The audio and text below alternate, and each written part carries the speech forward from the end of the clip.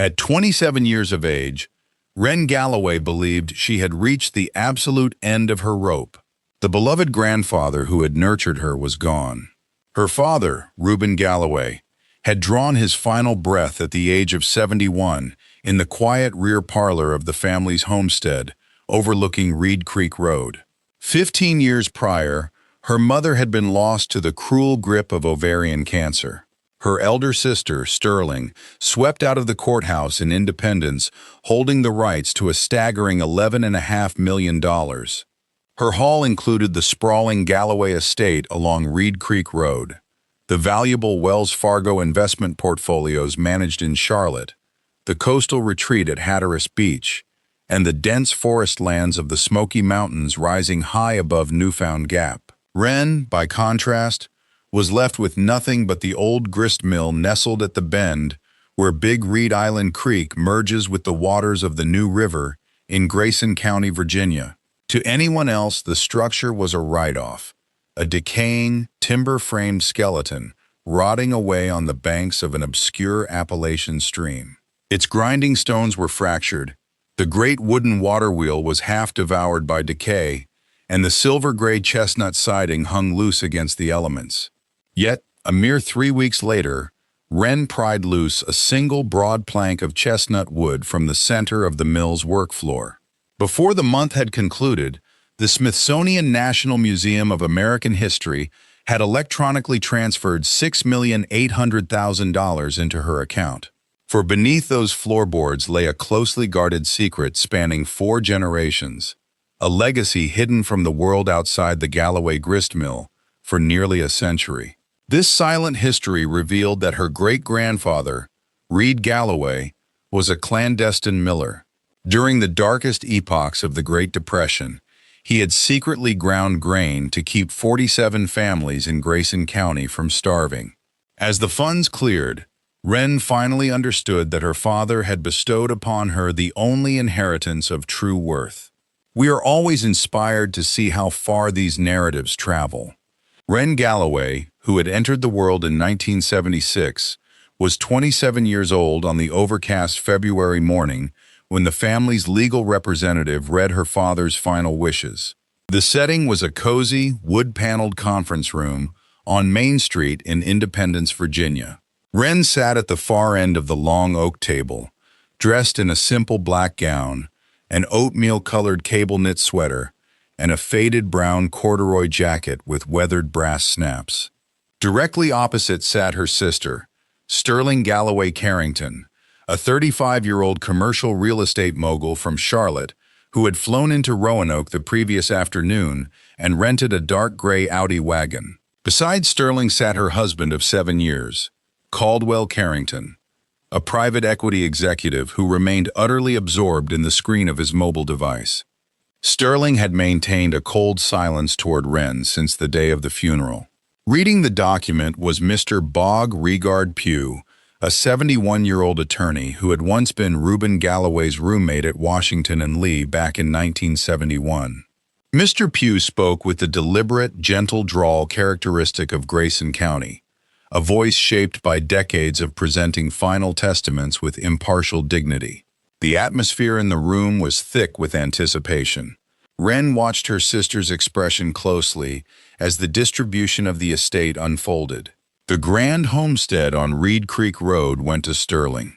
The Wells Fargo accounts, valued at nearly $5 million, went to Sterling. The beach house at Hatteras, the mountain timberlands near Newfound Gap, the heirloom silver, the vintage Stickley furniture, and even the Audi wagon, all of it was signed over to Sterling. While Sterling cross-referenced the items on her checklist and Caldwell calculated figures on his secondary screen, Sterling offered a smug smile. Then, Mr. Pugh turned the page to read the final, modest provision. To his younger daughter, Renulia Galloway, Ruben bequeathed the small 1.44-acre plot, situated where Big Reed Island Creek joins the New River. This included the historic 1898 Galloway gristmill, its water wheel assembly, the genuine French burrstones, and all the relics housed within. Mr. Pugh paused, sliding his reading glasses off and folding his hands over the papers. Sterling let out a sharp, derisive laugh. He gave her the mill? She scoffed. Dad left her that collapsing pile of rotting timber by the creek? Caldwell finally set his phone down, noting that the county had condemned the structure years ago, and the Historical Society's meager offer wouldn't even cover the cost of clearing the lot. Sterling glanced at her luxury watch and offered a parting taunt. Congratulations, Wren. The mill is all yours. Mr. Pugh, however, remained silent. He looked directly at Wren, his eyes conveying a silent understanding, like a man who had waited years to witness the unfolding of a long-delayed truth. In the quiet legal chambers of Independence, Virginia, Mr. Pugh lowered his reading glasses and shut the final testament, reciting the names of the witnesses. Caldwell Carrington watched in silence as Wren Galloway signed her acceptance, followed by her sister, Sterling Galloway. In just 36 minutes, the legacy was officially transferred. Yet there was a history resting at that polished table that remained hidden from Sterling, a truth known only to Mr. Pugh. From the tender age of 4, Wren Galloway had virtually grown up inside the ancient timber walls of the grist mill on Reed Creek Road. Her grandfather, Tobias Galloway, affectionately called Toby, had carried her on his shoulders every Saturday morning and through the long, golden afternoons of her childhood summers. On that worn chestnut milling platform, he passed down the sacred, handcrafted art of Appalachian stone grinding, teaching her the very techniques he had learned from his own father, Tobias Sr., and from the family patriarch, Reed Galloway, in his final years. For Wren, this sanctuary of dust and water wheel was the only place in the entire Galloway estate where she felt a deep, unwavering sense of belonging. Sterling, born in 1976 and 8 years Wren's senior, had spent her youth away at boarding school in Richmond, later moving to Charlotte. She detested the earthy aroma of freshly ground flour and the rhythmic vibration of the wooden water wheel. By the time she turned 12, she had abandoned the creek entirely. To Sterling, the mill was nothing more than an old man's dusty relic. When Toby passed away during Wren's 19th year, her father padlocked the heavy doors, leaving the machinery to gather dust. Grief had long shadowed the family. Wren's mother had succumbed to cancer in 1971 after a grueling 18-month battle that stripped the Galloway home of all warmth, leaving only the clinical hum of medical equipment in the back room. Her father, Ruben Galloway, who lived to 71, retreated into a profound silence. For the 15 years following his wife's passing, Ruben spoke barely a few hundred words a year to his daughter, his quiet voice reserved almost exclusively for discussions about timber boundaries or the Angus herd in Grayson County. Ruben Galloway had been shattered twice over, first by the loss of his wife, and then, 7 years later, by the death of his father, Toby. The second blow took a piece of his soul that he could never recover. Wren grew up suspended between her father's heavy silence and her grandfather's patient, sunlit afternoons at the mill. This stark contrast divided her youth into 2 distinct chapters: the quiet years she merely endured, and the vibrant hours she truly lived. Toby had presided over the mill on Reed Creek Road for over half a century, carrying on a legacy that stretched back 4 generations to Reed Galloway. Born to a Scots-Irish family that had cultivated the soil of Grayson County since the late 18th century, Reed had spent 7 years learning his craft at the Trotter Brothers Mill. In the autumn of 1898, at 29, he journeyed down the New River Road. Lashed to his wagon was a prized French burstone, shipped by rail from the coast. With $90 in cash, he purchased a small parcel of land at the creek's bend and erected the timber-framed mill himself, laying the slate roof piece by piece and securing the hand-hewn chestnut beams. At the heart of the structure, he set the imported stone over a massive wheel of heart pine and iron. The very first yield to cross Reed's counter in November of 1898 was a 12-pound sack of Hickory King cornmeal, ground for a local farmer's wife. From that moment on, the mill served the agricultural community of Southwest Virginia without interruption. By age 4, Wren could balance a half bushel of grain on the scales with perfect accuracy. Under Toby's guidance, she mastered the differences between corn, wheat, rye, and buckwheat, brought in by the local farmers. She learned the importance of slow, low-temperature stone milling, a traditional method that preserved the grain's natural nutrients and oils, far superior to modern steel rollers. Toby also entrusted her with the family's collection of heritage seeds, which Reed had begun gathering in 1898 from remote Appalachian homesteads. By age 6, Wren was adjusting the brass dressing tools on the stones, and by 8, she was independently processing autumn orders for dozens of Grayson County families, weighing and labeling each sack in her neat, schoolgirl print. Toby would watch her, gently reminding her to move slowly, whispering that the stone was patient, and she must be too. She proved her mastery one Saturday in her youth, running the entire operation alone while Toby watched silently from the office, her heart swelling with pride. Yet, he also taught her the cost of haste, the high feed scorch.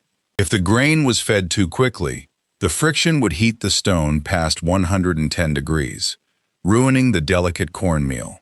It would smell fine at first, but within weeks, the oils would spoil, stripping the Hickory King corn of its sweetness. Holding the ruined grain up to the lantern light, Toby would show her the silent consequence of rushing the wheel.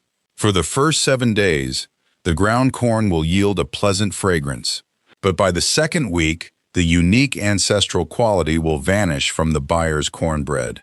That ruined flavor can never be restored. Do you comprehend the gravity of what is being lost?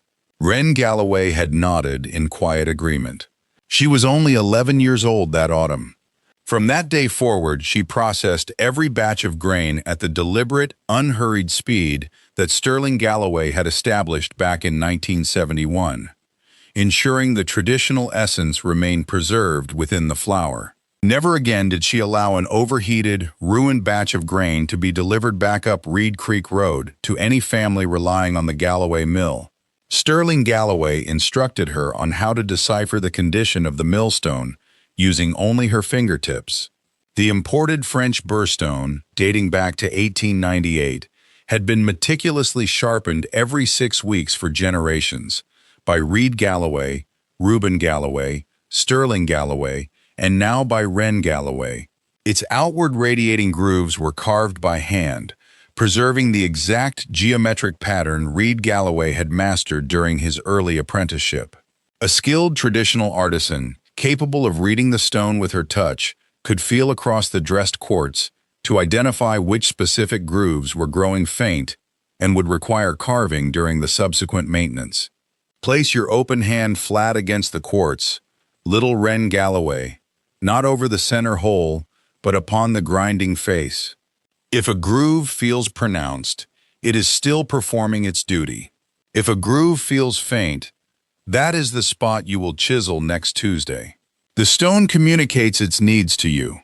Listen to it, and it will guide you in this craft. By the age of 13, Wren Galloway could rest her bare palm on the chilly stone in the early morning air, and with her eyes shut, instantly tell which sections required sharpening at the upcoming 6-week maintenance interval. By the time she turned 15, Wren Galloway operated the historic gristmill independently, 3 Saturdays out of 4. She managed the heavy grinding stone, the massive wooden water wheel, the wooden sluice gate, the orders for heirloom grains, and the postal shipments arriving from the local agricultural cooperative in Independence. She also oversaw the biannual grain distributions to 47 family farms across Grayson County, Virginia. The responsibility of the entire operation had shifted to her, though she did not view it as labor. To her, it was merely the natural routine of weekend mornings and warm summer days spent in the timber-framed mill house along the river with her grandfather. During these long hours of stone carving, Sterling Galloway would recount tales from their history. He spoke of Mr. Pugh, the retired agricultural agent for Grayson County, Virginia, who spent decades traveling the remote mountain roads. Mr. Pugh accepted no money for his service, receiving only stone-ground meal and a slice of fresh apple walnut bread every Saturday. On the day of his retirement in 1976, he wept at the wooden counter when Sterling Galloway handed him the final sack of cornmeal intended for the local farmers. Yet, the narrative Sterling Galloway returned to most often was the harsh winter of 1971. An economic crisis had stripped Grayson County of currency for several years. By January of 1971, the region faced its most severe flour shortage in a century. Shipping rates to Charlotte had quadrupled, causing the large industrial flour mills to cease operations. Consequently, 47 local homesteads in Grayson County, Virginia, could no longer afford to transport their harvests down the rail lines to be processed. The local bank scheduled foreclosure auctions for the beginning of June. Reed Galloway, who was 66 at the time, raised the sluice gate at 4 o'clock in the morning on the day the auction notices were delivered, and he kept the millstone turning continuously for 21 weeks. He ground grain entirely free of charge throughout that bitter winter and spring for those 47 families. He prepared every bag of heirloom cornmeal, wheat, rye, and buckwheat required to sustain them through the cold mountain months. Operating from dawn to dusk, powered solely by the flowing creek, the mill produced thousands of pounds of stone-ground flour each week without charging a single cent or keeping any ledgers. The families survived, and by the autumn harvest of 1971, every single homestead had produced enough to secure their property. Not a single farm was lost to the auction block that summer. The following month, the Independence Gazette published a front-page story celebrating the feat. Galloway Mill sustains 47 Grayson County families through bitter winter with free stone-ground flour. Caldwell Carrington, an agricultural scholar, traveled down Reed Creek Road to offer his gratitude to Reed Galloway in person. He stood silently upon the wide chestnut floorboards for a long moment before grasping Reed Galloway's hand and placing a folded piece of paper inside it. Written on the paper were the names of all 47 families, a silent plea that words could not express. Wren Galloway had listened to this tale repeatedly, though it took her years to comprehend what Reed Galloway and Sterling Galloway did with that paper. Her grandfather's stories were always parables. Once, when Wren Galloway was 13, she asked why he went to the trouble of maintaining the stone for those 47 Grayson County farms in the modern era, when massive commercial steel roller mills in Charlotte could deliver cheap flour overnight. Sterling Galloway set down his iron chisel, looked at her, and remarked, "Factory-milled flour is merely a transaction, little Wren Galloway." The legacy of stone-milled heritage grain exists as a living testament to the past. In 2011, when a baker in Grayson County, Virginia, transforms Hickory King white corn atop a wood stove once owned by her grandmother, she is acquiring far more than simple food. She is inheriting the quiet resolve of an elder who, during the bitter winter of 1934, released the frozen waters of the mill race to grind that very same heirloom crop, determined to rescue her great-grandmother's homestead from foreclosure. To this day, families throughout Grayson County seek to know the identity of the craftsmen whose hands prepared their weekend cornmeal. This harvest is dedicated to them. It is a sacred covenant. Through this traditional milling, a multi-generational promise is kept to the families who were sustained in 1934. Though Wren Galloway lacked the words to express it, she carried this truth deep within her soul. The heritage flour was a keepsake of the past. Have you ever tasted a loaf crafted from grain, ground by your own kin, feeling its ancient vitality resonate through your very bones? It was in the autumn of 2018, specifically October, that Toby Galloway drew his final breath at the age of 79, passing away peacefully from a stroke in the modest caretaker's quarters behind the mill. Wren was only 19 at the time. Ruben Galloway laid his father to rest in the quiet graveyard of the Independence Methodist Church Cemetery.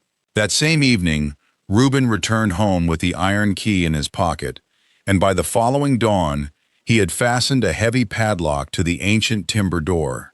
For 7 winters, the old mill remained frozen in time. Wren was gently but unequivocally informed that its operational days were over.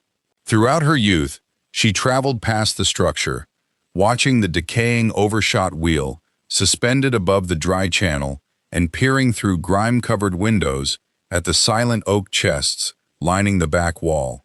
In those quiet moments, she made a silent, wordless vow. During the week of her father's funeral, standing on the rear veranda of the Reed Creek farmhouse, Sterling Galloway delivered the cold news. The estate would go on the market before spring, and Wren had to vacate the property by the 1st of April. Sterling never inquired about Wren's future plans, and Wren offered no explanation. Clad in her corduroy field jacket with hands deep in her pockets, she simply watched her sister's dark Audi wagon disappear down the gravel path toward Reed Creek Road, bound for Charlotte. On the Wednesday following the reading of the will, Wren traveled down Reed Creek Road behind the wheel of her 1989 Chevrolet S10, a truck she had purchased independently for $1,650 in cash from Caldwell Carrington, a retired logger outside Galax. She pulled into the gravel lot of the dormant mill. It had been 7 long years since she last stepped inside, having previously only stared at the locked entrance where the brass key once hung on a leather strap before Ruben removed it. The key was now in her possession, delivered to her by Mr. Borard Pugh in a red wax-sealed envelope following the legal proceedings. She had kept it close in her jacket pocket, only breaking the wax seal that very morning at her kitchen table as the winter dawn broke. Walking across the icy gravel in the cold February dawn, she approached the entrance. She inserted the brass key into the padlock, feeling the mechanism release. Removing the lock, she pushed the heavy door open, its hinges groaning softly against the chestnut frame. The sanctuary remained intact. The French La Ferté sous Jouarre stones sat undisturbed at the heart of the room. Toby's brass dressing tool hung precisely where he had left it in October of 2018. The hopper, the chute, the weighing scales, and the massive water wheel visible through the rear pane were all preserved, alongside the oak chests, marked in her grandfather's handwriting, and the old post office station. The air was thick with the scent of aged cornmeal, buckwheat, and cold mountain water rising from the stone foundation. Removing her boots, Wren walked barefoot across the golden chestnut floor. She felt the history beneath her feet, the smooth hollows worn by Toby from 1971 until his passing, the deeper grooves left by Tobias Sr. from 1976 backward, and the worn depression at the center, where Reed Galloway himself stood from 1898 until 1950. A memory flickered back. When she was 10, Toby had knelt on this very floor, pointing out a dark plank where Reed had crafted a secret compartment in 1898, sharing the secret only on his final night in 1950. According to family lore, this was the sanctuary where the mill guarded its most irreplaceable treasures. She had never once disturbed the floorboard. Wren Galloway had been just a child of 10 in 1976 when she first heard the whisper of the secret, a memory that would remain dormant in her mind for the next 17 years. Dropping to her knees, she studied the timber. It rested perfectly flush with the surrounding floorboards, its outline nearly swallowed by the swirling patterns of the wood. Tucked into a single corner was a miniature iron ring, an obscure detail her unclothed feet had crossed countless times throughout her life, without a single thought. Slipping her finger through the metal loop, she pulled upward. The plank rose with a dense, stubborn weight, a 3-inch slab of tightly knotted American chestnut harvested from the family woodlot back in 1898. Underneath lay a stone-walled chamber, plunging 3 feet down and spanning 20 inches across, carved directly into the mill's original 1898 Riverstone foundation in Grayson County, Virginia. Nestled in the far corner of this dark recess was a metal container no larger than a common brick. Its cover bore the engraved name of Reed Galloway, dated 1898. Below this metal chest, occupying the remaining expanse of the hollow, rested a wooden hatch measuring 3 feet by 16 inches. Encased in a frame of solid heart pine, its edges were meticulously sealed with dark amber wax, each seam stamped with the signature Galloway family thistle.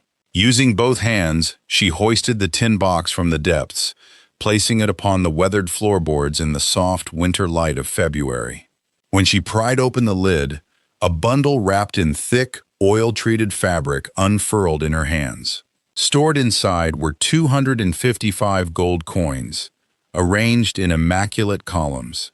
There were Liberty half-eagles, quarter-eagles, and a select few St. Gaudens double-eagles, all preserved in breathtaking condition, a treasure that an appraiser in Roanoke would eventually value at over $30,000. Beneath the gold lay a slender, leather-bound volume containing Reed Galloway's original 1898 milling syllabus. It detailed every heirloom grain variety by its scientific classification, every grind rate, and every stone dressing configuration in the precise penmanship of a trotter apprentice. Underneath this guide lay the primary ledger, the personal logbook of Ruben Galloway, who had operated the mill every Saturday starting in the year 1971, recorded in detailed, blocky script. Below the ledger was a faded sepia photograph from 1898, showing Reed Galloway standing proudly before the newly completed structure, a brass millstone tool in his hand, with a young boy in suspenders beside him at the head gate. Tucked beneath this image was a creased, aging newspaper clipping from the Independence Gazette. The bold headline declared, "Galloway Mill sustains 47 Grayson County families through bitterest winter." The article detailed how they provided stone-ground flour entirely free of charge to the community. Resting beneath the clipping was a letter addressed to Ruben Galloway, secured with a dark wax seal. Breaking the seal with her thumb, she sat in the center of the dusty, sunlit room and read the message written on October 7, 2018. "Ren, when these words reach you, I will have passed on, and the gears of the mill will have fallen silent. Your father, Ruben Galloway, knew it was time to pass this legacy to you.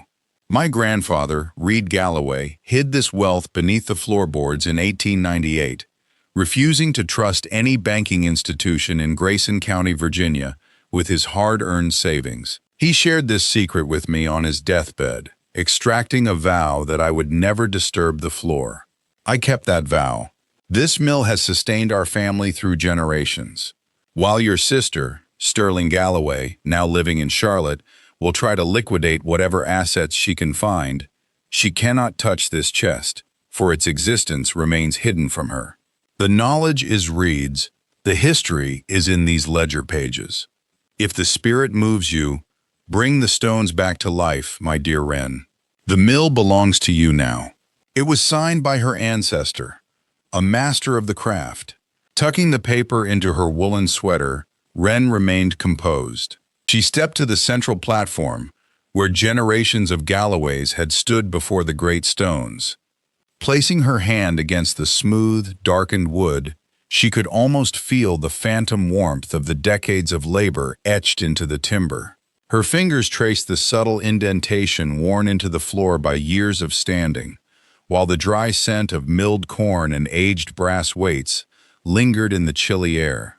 The wood felt cold to the touch, yet the groove fit her hand perfectly. Looking out toward the quiet stretch of Reed Creek Road, she whispered a promise to the winter wind. "Thank you. I will bring the stones back to life." She turned her attention back to the historic newspaper clipping, which detailed the months of selfless relief work. It cataloged the families who had survived the crisis: Mr. Pugh's homestead on Reed Creek, the farms at Galax and Whitetop, and the neighbors in Independence. The article concluded with a poignant quote from Caldwell Carrington: "The soul who opened the floodgates during that desperate winter saved dozens of families from financial ruin. We will forever be in his debt, and we will honor his memory with every loaf we bake." Ren read the words once more, then gently folded the paper away. Wren Galloway slipped the artifact securely into the inner pocket of her heavy wool sweater, resting it gently against the letter. She turned her attention back to the hollow. Beneath the space where the tin box had once rested, the wax-sealed hatch remained undisturbed. With quiet care, she lifted the wooden barrier, placing it onto the chestnut floorboards beside her, and peered down into the darkness. The trapdoor was no mere floor, it was a gateway. Below it, a narrow flight of stone steps descended into the gloom, carrying a cool draft scented with the sweet, dry aroma of ancient parchment, harvested grain, and seasoned oak. She closely inspected the wax seals tracing the edges of the hatch. There were 8 in total, each stamped with the Galloway thistle, fragile and brittle with age, yet entirely unbroken. Unhooking the kerosene lantern from the chestnut wall, she kindled the wick into a warm, flickering glow. Slowly, she made her way down the steps, steadying herself with one hand braced against the cold river stone. At the bottom of 14 stone steps, the underground vault opened up, a single, low-ceilinged chamber of river stone measuring 12 by 22 feet, its walls dusted with a pale bloom of cellar mold. The floor was paved with worn slabs of Grayson County granite. Stretching along all 4 walls, sturdy heart pine shelves anchored directly into the stone supported the legacy of the Galloway Gristmill Heritage Archive. Standing in neat rows along the upper and middle shelves were 380 hand-labeled oak chests, each adorned with a brass plate engraved in the year 1898. Inside, they held treasures: Hickory King white corn from 1898, sourced from Mr. Pugh's farm along Reed Creek, Bloody Butcher Dent corn from 1898, and Cherokee Trail of Tears corn from the Trotter homestead. There was heritage hard red wheat from 1898, preserved from the Cawthorn farm in Independence, and selections from the Buchanan family at White Top. Within every chest lay small, linen-wrapped bundles of open-pollinated seeds, refreshed every 7 years by Sterling Galloway and labeled in his meticulous, elegant hand. On the lower shelves stood 47 leather-bound ledgers, their spines detailed in gold leaf, containing the mill's complete operational logs from 1898, undisturbed since 1976. In the center of the room, upon a heart pine table, rested a single bundle wrapped in faded oilcloth. She carefully parted the fabric to find Reed Galloway's master copy of the 64-page 1898 Galloway Gristmill Heritage Grain Catalog, printed via letterpress on cotton rag paper in Independence. It was filled with detailed botanical illustrations of every historic grain variety the mill had once preserved, accompanied by notes detailing the exact Grayson County farms they had originated from in 1898. Beneath the catalog lay 12 sheets of cotton drafting paper, Reed Galloway's hand-drawn 1898 map of Southwest Virginia. The map detailed the precise locations of 187 heritage grain farms across Grayson, Carroll, Wythe, and Smythe counties, tracking the specific crop varieties contributed to the family archive over the decades. 47 of those properties were the very farms Reed Galloway had saved during the spring of the Depression. Together, the catalog and the map preserved the complete genetic and agricultural history of Southwest Virginia. Wren held the open catalog under the lantern light, lost in thought for a long moment, before wrapping the documents back into the oilcloth and leaving them on the table. She climbed the stone stairs, carefully resetting the hatch into its heart pine frame. Sitting quietly by the old milling site, she remained still for a long time. The following morning, she traveled from the city of Charlotte, driving her S10 truck up Reed Creek Road toward the old family farmhouse. She unlocked the heavy oak door with the key her father had pressed into her palm the previous autumn. The house was quiet and cold, the wood stoves having burned out days ago. She walked to the back of the house, entering the small study where her father had worked for 45 years. His desk was a massive white oak roll-top built by her ancestor, Decker Galloway, in 1937. She slid the wooden shutter upward, Resting in the center of the worn green leather writing pad was a single sealed envelope with her name written in her father's slow, measured hand. She picked it up. The envelope was sealed with the same dark brown wax that secured the cellar hatch and the earlier correspondence from Sterling Galloway. Ruben Galloway had used the exact same wax. Wren broke the seal with her thumbnail and read, "Wren, if you are reading this, you have discovered the grist mill. And if you have found the mill, you have found the hidden cavity. If you have found the cavity, you have found the cellar door, and beyond it, the Heritage Grain Archive." The Smithsonian and the National Plant Germplasm System have searched for the Galloway Open-Pollinated Grain Archive for 40 years. They will offer to buy the chests, the ledgers, and the millstones. But the catalog and the farm map are of far greater consequence. Virginia Tech and the Agricultural Heritage Archives at Emory and Henry College have searched for Reed Galloway's 1898 catalog for 3 decades. They can pay you almost nothing for it, because what it preserves cannot be measured in currency. For 47 years, your grandfather, Sterling Galloway, and I sold a single gold coin every winter through our Roanoke intermediary, Caldwell Carrington, to private collectors. We used those secret funds to endow 47 full scholarships at Emory and Henry College, starting in 1971. One scholarship for each of the 47 Grayson County farms Reed Galloway saved in the spring of 1934. We did not tell your sister. Only your mother knew. This grist mill is now yours, bequeathed because it stands as the sole piece of this vast inheritance that your grandfather would have wished for you to possess. You must contact Dr. Ezekiel Trotter, a curator at the Smithsonian and your grandfather's cousin's son, who awaits your call. Expression has never come easily to me, and I deeply regret my silence during our time together. I pass down to you what truly belonged to your ancestor. Signed, Ruben Galloway, your father. Under the fading rays of a late February afternoon, Wren Galloway sat quietly at her father's white oak roll-top desk, reflecting on the words dated September 21st, 1976. Carefully, she slipped the paper into the interior pocket of her oatmeal-colored wool sweater, tucking it alongside the initial message and the newspaper clipping. With a gentle slide, she shut the desk.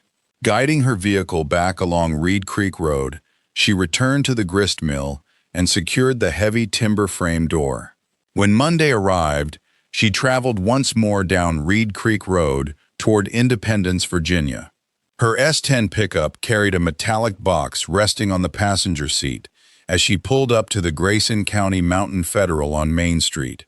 The branch manager of 31 years, Mrs. Greer Trotter, who was Toby's first cousin, placed the old coins onto the bank's polished brass scales.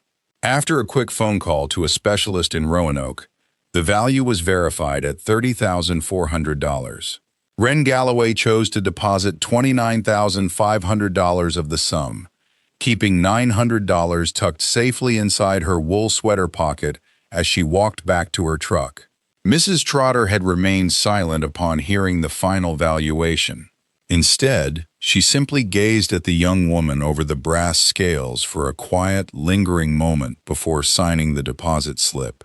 That very afternoon, she reached out to Dr. Ezekiel Trotter at the Smithsonian National Museum of American History.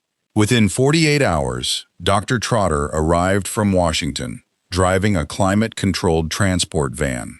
Accompanying him were 3 preservation experts from the Smithsonian and Dr. Asher Wallace, the chief heirloom grain curator for the National Plant Germplasm System. For 16 intense hours, the team worked diligently in the basement and milling chamber.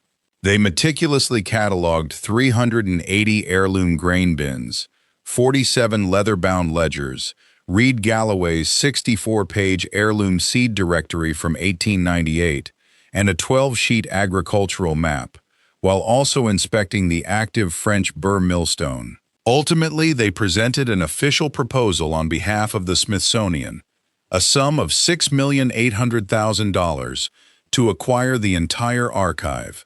This deal included a lifetime loan agreement ensuring the functional millstone would remain on site at the grist mill, where Ruben Galloway would maintain, dress, and operate it under strict federal preservation standards as both donor and custodian. Under these provisions, Ruben Galloway kept Reed Galloway's personal 1898 instructional notebook, along with a viable sample of each heirloom seed variety from the cellar to sustain her own milling operations. Standing at the wooden counter, she shook Dr. Trotter's hand to seal the agreement. 3 weeks after the reading of the will, the federal bank transfer was finalized. This influx of capital funded every project that lay ahead. By the next Thursday, she contacted the Heritage Agriculture Program at Virginia Tech. The following Saturday, Dr. Ulla Pugh made the trip up from Blacksburg, bringing along 6 eager graduate students.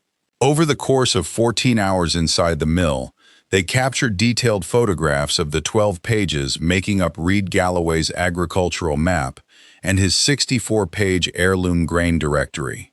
Afterward, Ruben Galloway led them in a 3-car caravan across the region, visiting all 187 historic agricultural sites plotted on the map throughout Grayson, Carroll, Wise, and Smythe counties.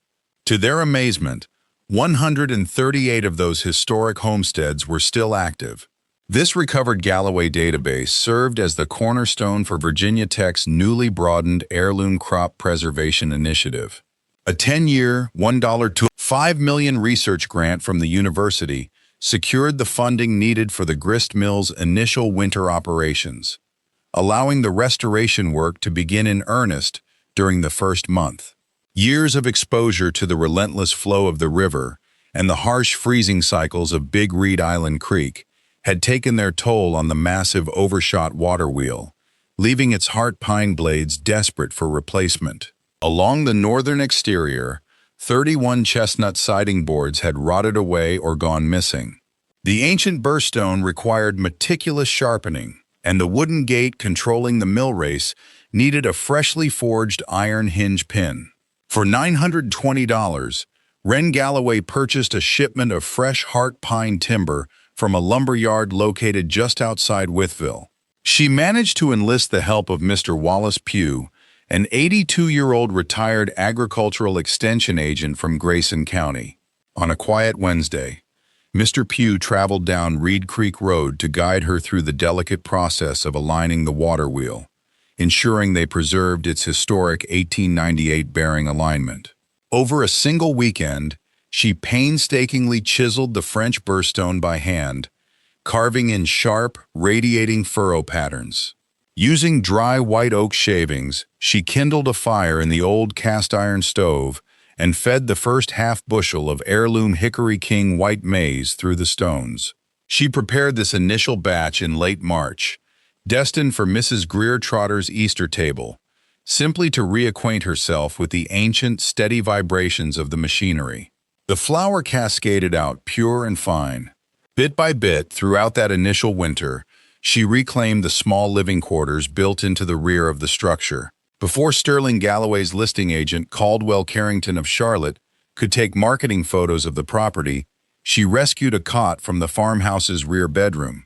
She found a modest wooden table for $22 at an estate sale near Galax, and purchased a warm wool blanket for $14 from a second-hand store on Main Street in Independence. The following Sunday, Mr. Wallace Pugh returned. He brought an old cast-iron parlor heater, salvaged from his backyard shed, and set it up in the corner of her new room, running the chimney pipe safely through the chestnut wall. He flatly refused any money. Back in 1971, your grandfather milled my own mother's Hickory King corn on those very stones, Mr. Pugh remarked warmly. A hot cup of coffee is payment enough. That evening, she remained awake on her cot, staring out the south-facing window into the darkness. The metallic creak of the iron parlor heater echoed softly as the fire died down. Across the snowy expanse of the New River Bend, the tower at Independence Methodist Church tolled 11 times. At 27 years of age, she finally stood beneath a ceiling that belonged entirely to her. Every object began to settle into its rightful spot. A thick, cream-colored woolen cardigan found its home on a wooden peg overlooking the dining area.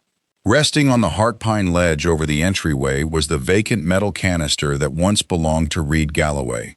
Resting on the table nearby, a fresh journal awaited Wren Galloway's hand as she recorded her very first earnings. It was March of the new season, marking the inaugural Galloway Saturday of this fresh chapter. 19 patrons arrived, resulting in 11 purchases of heirloom grain, freshly processed by the newly grooved millstones. Mr. Pugh was a constant fixture of these weekend mornings. He navigated the twists of Reed Creek Road in his tan-colored 1968 Mercedes 220D, a vehicle he had lovingly maintained for over half a century, carrying a flask of hot drink and a bag of walnut apple bread prepared by his wife. After sharing a warm beverage at the table, he would depart. By her second year of operation, the Federal Agricultural Preservation Agency chose to elevate the Galloway Heritage Grain Archive, forging a formal alliance with the mill. The nation required a dedicated hub to preserve, cultivate, grind, and disperse rare, open-pollinated seeds to growers throughout the South. This meant orchestrating 47 preservation summits annually, matching the exact number of Grayson County agricultural estates that Reed Galloway had rescued. The agreement was finalized right there at the wooden service counter. 47 annual events, funded at over $20,000 apiece for a decade. Wren Galloway shook the hand of Caldwell Carrington to seal the pact. When the initial payment arrived that spring, it secured her expenses through another freezing season at the mill. The weekend crowds multiplied. In the spring of her debut year, a young woman descended from the historic Cawthorn clan of Independence made the journey from Roanoke. She brought a jar of spiced apple spread and a decades-old memory. Wren Galloway brewed a fresh pot of coffee in her upstairs quarters and listened intently. Her ancestor was among the 47 growers in Grayson County, whom Reed Galloway kept from starving during the lean months of the Great Depression, receiving 3 bundles of ground Hickory King maize. Later, that same relative became one of the 47 scholarship recipients sponsored by Toby and Ruben Galloway in 1971. By the time November arrived, she returned with her young granddaughters to experience the winter season at the mill. One warm Saturday in May, Mr. Pugh arrived carrying a piece of history, the authentic, hand-painted Galloway gristmill sign dating back to 1898. He had purchased it at the liquidation of Reed Galloway's estate back in the mid-20th century, keeping it in his office for 3/4 of a century. He placed it gently on the wooden counter, declining even a warm drink before leaving. Soon after, a regional heritage journal published an article about the mill, drawing visitors from all over southwestern Virginia. Even after raising her rates, Wren Galloway found herself fully booked months in advance. As her second autumn arrived, she fell into the routine of resting on the heavy wooden threshold of the mill as dusk approached, cradling a hot mug. Below her, the waters of the creek drifted quietly. The upstream maples blazed with the rich reds of October, while the distant river bend faded into a misty gray. Her mind wandered to the past, to Reed Galloway, a man she knew only through the worn grooves of the French quartz stones they both had touched, to her father, Ruben Galloway, whose choices in late 2024 granted her the sole legacy she truly desired, and to the 47 family farms in Grayson County that faced foreclosure in the summer of 1934.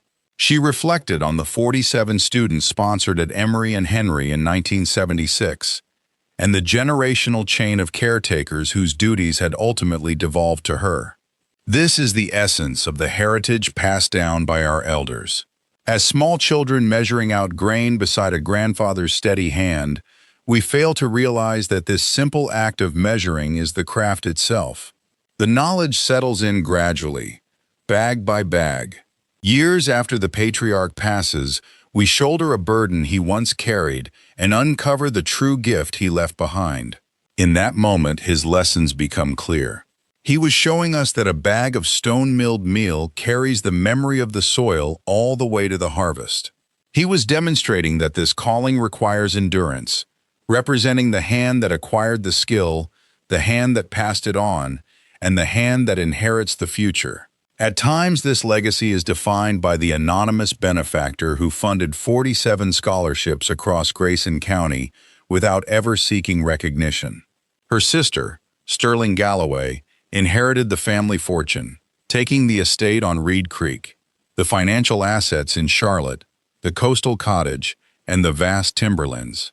Sterling walked away with everything of material value, mocking the old mill by the river bend as she departed. Yet, she missed out on the true calling. She never gained the wisdom of their grandfather, nor the legacy of the 47 Grayson County farms saved from ruin.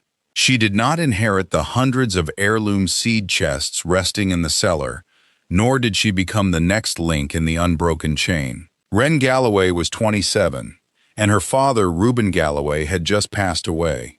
She possessed nothing but a single dollar. She chose to invest that loan bill into an abandoned milling site on a small plot, where the creek merges with the New River in Grayson County, Virginia. It proved to be the most valuable transaction of her life. If this narrative touched your heart, pass it along to someone who might find inspiration in it. Share in the replies below. Has a relative in your own life ever performed a silent act of grace that went unnoticed by the world? We would be honored to hear your family's history. The earth remembers the footsteps of those who paved the way. Deep in the heart of Grayson County, Virginia, the mountain winds still whispered tales of resilience. It was in the year 1898 that Ruben Galloway and Reed Galloway first laid down their roots along the winding stretch of Reed Creek Road, just outside Independence. Alongside them, the enigmatic Mr. Pugh labored to build a legacy out of the untamed wilderness. Time marched relentlessly onward, carrying their dreams forward through the generations. By 1971, Sterling Galloway, standing shoulder to shoulder with the visionary Caldwell Carrington, sought to bridge the old world with the new, tracing a path that led all the way to the rising horizon of Charlotte. Yet it was in 1976 that Ruben Galloway walked those same historic paths, feeling the profound echo of his ancestors beneath his feet.